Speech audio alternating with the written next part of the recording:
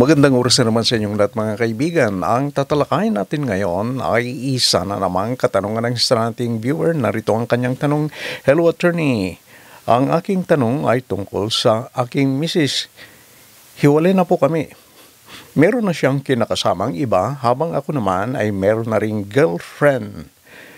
Nag-usap na kami at nagkasundo na wala na kaming pakialaman sa isa't isa at pumapayag na kaming magpakasal sa iba at hindi kami magdidimanda laban sa isa't isa.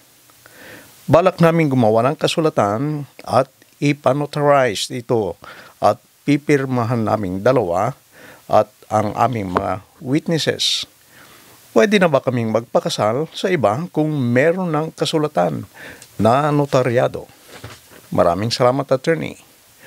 Mga kaibigan, tatalakayin natin ito bilang isang educational and informational purposes lamang. Pero bago natin talakayin ang ating topic, huwag niyong kalilimutan na mag-subscribe sa ating channel. Please like, comment, and share. I-click na rin ang notification bell para hindi niyo makaligtan ng mga bago at susunod nating video. Balik sa ating topic. Pwede bang gumawa ng kasulatan ng mag-asawa na maaari na silang magpakasal sa iba? Ipanotaryo nila ang nasabing document.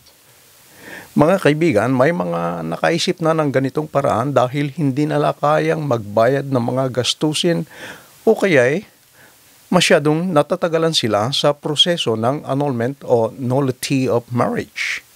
Kaya naisip nila na magkasundo na lang na wakasan ang kanilang kasal para makapag-asawa na sila ng iba.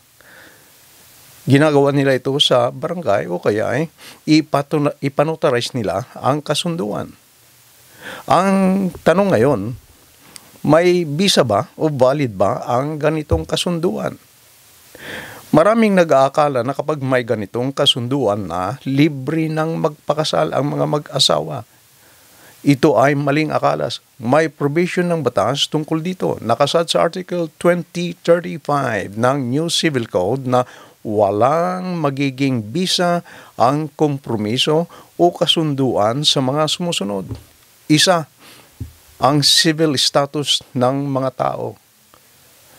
Pangalawa, ang bisa o kaya'y validity ng kasal o legal separation.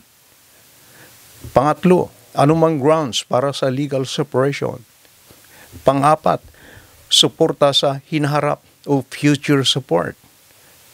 Pang-lima, ang jurisdiction ng hukuman. At ang pang-anim, hinaharap na legitimate o future na mana. So, maliwanag na isa sa mga hindi pwedeng ikompromiso o hindi pwedeng gawing kasunduan ay ang bisa o kaya legality ng kasal at legal separation. Hindi pwedeng magkasundo ang mga partido na ang sasabihin nila, wala na yung kasal natin, tapos na yung kasal natin. Tinatapos na nila ang bisa ng kanilang kasal. Hindi pwedeng yan ay subject ng kasunduan. Kahit na ang kasunduan ay notarized pa o kaya ginawa sa barangay, ito ay invalid na kasunduan. Ang korte lamang ang may kapangyarihan na magdeklara na ang isang kasal ay void o walang bisa.